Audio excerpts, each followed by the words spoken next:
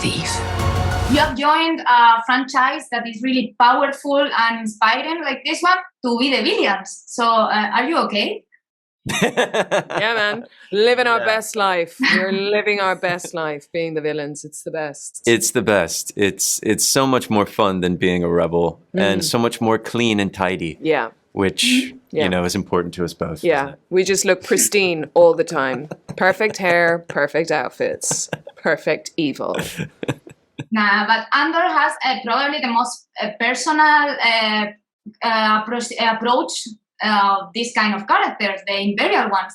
Have you managed to empathize with them? Yeah. Well, I don't know. I'm not an actor who believes you have to like every character you play, but you do have to find ways to make them as human as possible, because otherwise it's a lie, right? So you got to understand why they make those decisions. Exactly. Yeah. And even the very worst of the very worst were children once and have this whole background to draw on. And I think what's amazing about Tony is that he shows us that these are every single character in the whole show are all capable of light and shade, all of them.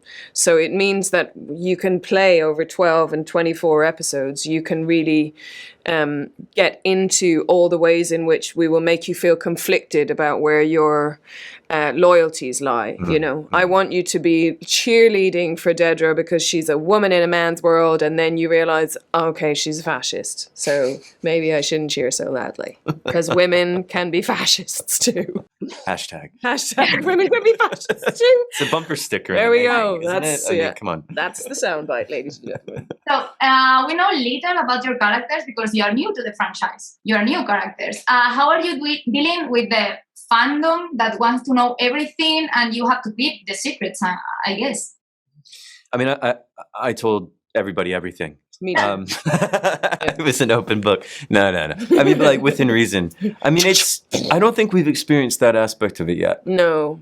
And also I'm not on social media. I don't kind of involve myself in, I'll go on and lurk around and see but you can't. If you take on everybody's opinions of everything, then, you know, it will be a total nightmare. We just hope that our offering is accepted in the manner in which it was given, which is with great respect and love. The beautiful thing that we've learned through these interviews is how deeply the family of fans care about Star Wars. And care about its legacy and care about where it's going. And that has been kind of incredible to speak with people who just say it means so much that it's doing this and it's moving in this direction. And so it's been all positive so far, thank God. Yeah. You were not like fans of Star Wars before joining it?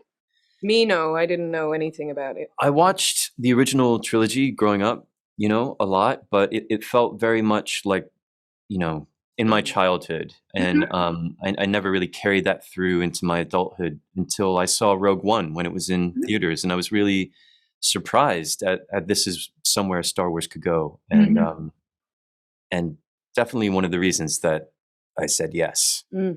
So talking about surprises, something I wanted to know, because we know how this story is going to end. So did you learn something doing Andor that surprised you about the saga that you didn't know before? We don't know yet? No, I mean, I'm looking forward to watching Rogue One after we're finished the 24 episodes.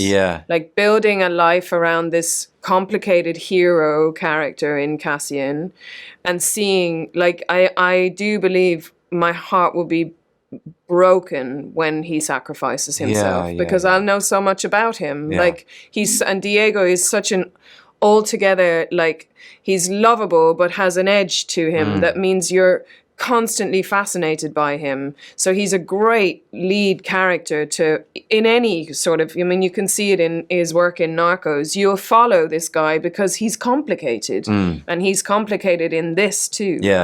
I'm super excited about what the film will look like with this background. I thought it was cool when I first started reading about this, our scripts, was that it's a very, very, very important time within the whole Star Wars timeline universe, and that it's kind of the birth of the rebellion, but also really the birth of what the Empire becomes in the original series. And so it's at this like genesis point for these very two huge warring systems that exist within the franchise. And so that was something I didn't really know was going to be the case when the project first came along. And as Tony's explored that, it's pretty cool. Yeah. And he's the best. Tony is the best. He has really, honestly, I haven't really had the pleasure of working on screen with somebody so, I mean, he must be meticulous. OCD or something. Yeah, right? yeah. It's weird that he's I think he's an alien. Yeah.